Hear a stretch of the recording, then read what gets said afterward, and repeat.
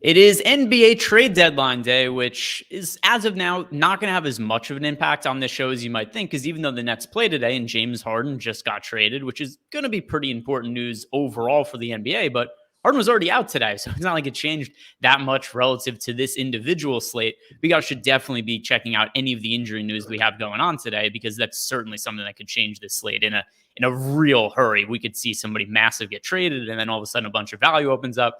So we've seen dominate a bunch of recent slates. So like this video, subscribe to the YouTube channel. If anything does change, ask a question below, and I'll be pointing out some of the top value plays from any trades that go down. But until then, we'll talk about the stuff that we do have at hand, starting with Cade Cunningham. He's missed the last few games. He is now questionable to play. Adam, if Cade Cunningham comes back to the Pistons, is there really anything to see here, or is this a team that we could kind of write off? I think as far as Cunningham is concerned, you can kind of write them off. I do think it's a team that we've already, sort of seen some pieces move. We know Trey Lyles was traded.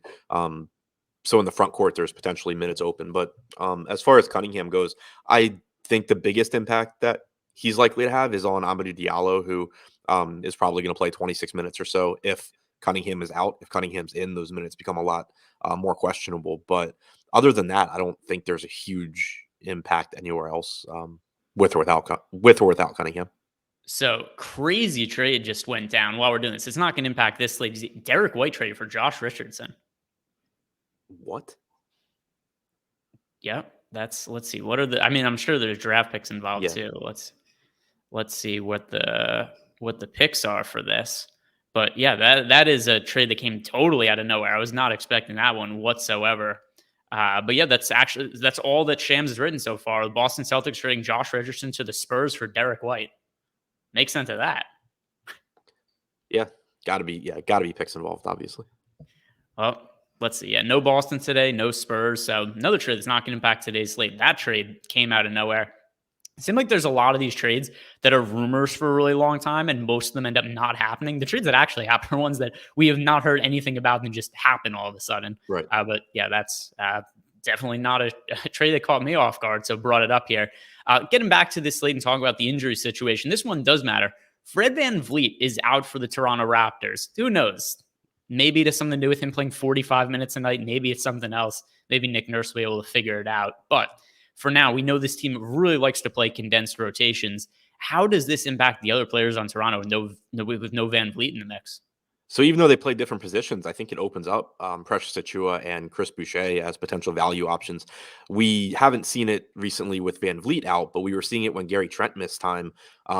They haven't been, throwing like Mikhailuk into the starting lineup or anything like that. When guys have been out, they've been starting Precious Achiuwa and just moving everyone up a position. I mean, you could get Kem Birch instead of Achiuwa, but Achiuwa has been ahead of Birch in the rotation. So for now, I assume that Achiuwa is going to get the start and that you're probably looking at like 24 to 26 minutes from Boucher instead of the 18 to 20 we've been seeing. So it makes both of those guys look like pretty good values. And then you can expect there to be, at least some increased production from guys like Siakam and Scotty Barnes in terms of both playmaking and usage. Yeah, I cannot stop that. That Derek White trade is so ridiculous. I'm just thinking also going forward, DeJounte Murray's fantasy output is going to be absolutely ridiculous for the second half of the season. Also, something pretty ridiculous, our partnership with Yahoo Daily Fantasy Sports, because if you sign up at Yahoo using the link in the description box below, get yourself 1 free month of Awesemo Plus Platinum. All you need to do is sign up for Yahoo, make a deposit, enter a contest, 1 free month of Awesemo Plus Platinum, get access to our ownership projections, player projections, everything else you need to win money playing NBA DFS. Let's get back to some of these other injury situations and the Knicks tonight. A lot of the focus has been on the Nets and everything that's going on there, but the other New York team also potential for value tonight in DFS. RJ Barrett, he is doubtful, not expected to play. Quentin Grimes is questionable. We've got Mitchell Robinson questionable. Nerlens Noel questionable. So I think a couple of things to tackle here. First, how does the absence of RJ Barrett impact the other starters for the Knicks? So it's, I think, kind of difficult to say with certainty because he's just played so much this year that it's hard to get any sort of reliable sample. But we are talking about someone that's had around a 28% usage rate over the last month. I think it's reasonable to think that you see more usage for Julius Randle, more usage for Evan Fournier, potentially for Alec Burks. And I think you see more playing time for Burks. Typically when Burks has been starting recently, he's playing around 30 minutes. But when you take out Barrett and someone, that's playing 38 plus minutes, it wouldn't be surprising if you actually got a couple more minutes from Burks, especially if Grimes is out as well. Because I mean, this is someone that is typically playing like 18 minutes or so. So I think that Burks is going to play a lot of minutes. I'm assuming he's going to start in place of Barrett.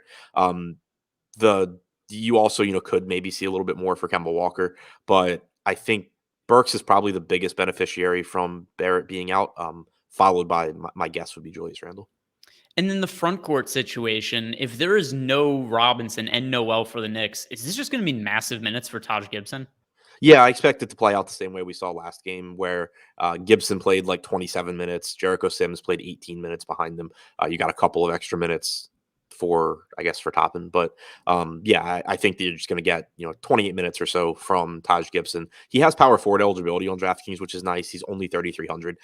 If he's starting, he'll project for like 18, 19 DraftKings points and be a decent point per dollar option. Yeah, last game to what you referenced, 27 minutes to start, scored 23 and a half fantasy points. Here's what it's ultimately going to come down to. If those guys are out with Taj Gibson, if we don't end up getting that much value on this slate, then we're going to want to play Taj Gibson. If a bunch of trades go down, players get rolled out, that opens up a whole bunch of crazy value. Gibson probably becomes irrelevant. Now let's talk about the big one. Well, at least what people are going to perceive as being the big one, James Harden getting traded to the Philadelphia 76ers. So he is not going to be in the mix for the Brooklyn Nets today. Now, with that said, he'd already been ruled out for this game. We knew he wasn't going to play. So this isn't actually new news that James Harden is not playing today. But in addition to him being out, there's also LaMarcus Aldridge is out. And then we also have Nick Claxton being listed as questionable. So what are we going to look at from the Nets without James Harden there and for forever now? Yeah. So I think the two things you can be confident in, or at least relatively confident in, are Kyrie Irving and Patty Mills.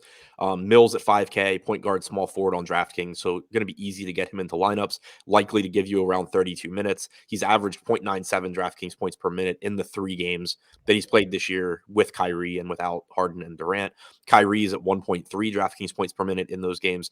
He's more expensive on DraftKings than he is on FanDuel. I think he's clearly a priority on FanDuel. He's a good play on DraftKings.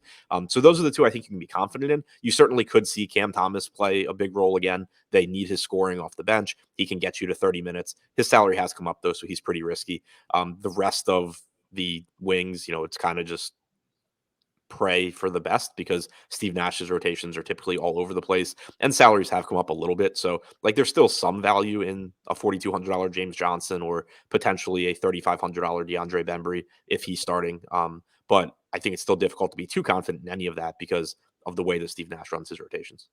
And that is going to do it for the injury report for now.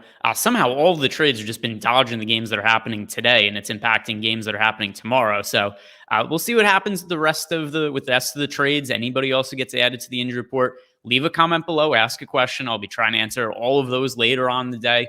Also, do us a favor, like the video, subscribe to the YouTube channel. Good luck and enjoy the rest of the trade.